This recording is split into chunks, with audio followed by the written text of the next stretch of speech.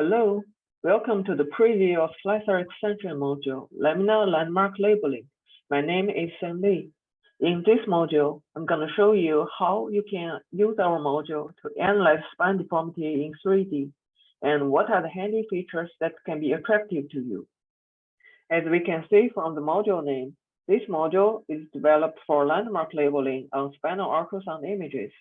But what does a spinal ultrasound image look like? Is that a volume image?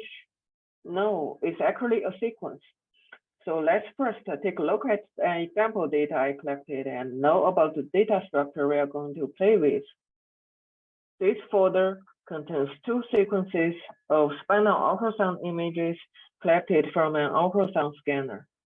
The image on the right demonstrates how data was collected from an ultrasound Sonics tablet with linear transducer and a 3D position sensor embedded in the tablet. The data was collected from healthy adults in standing position. For each sequence we collected, we go from L5 to T1, covering both lumbar region and thoracic region. Each ultrasound sequence contains one sequence of 2D scans and one sequence of linear transform.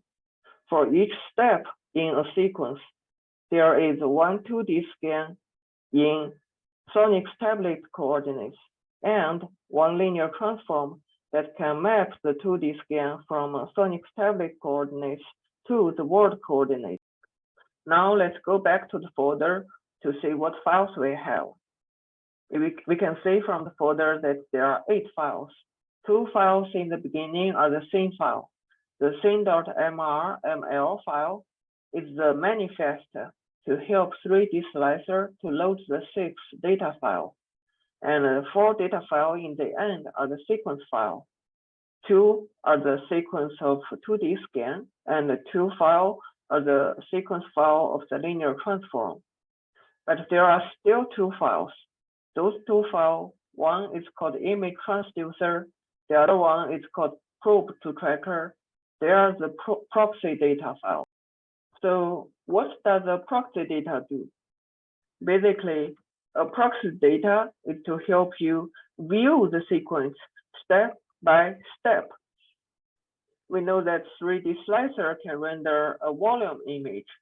However, a sequence of 2D scan is actually a number of volume images, and 3D Slicer cannot render them all at the same time.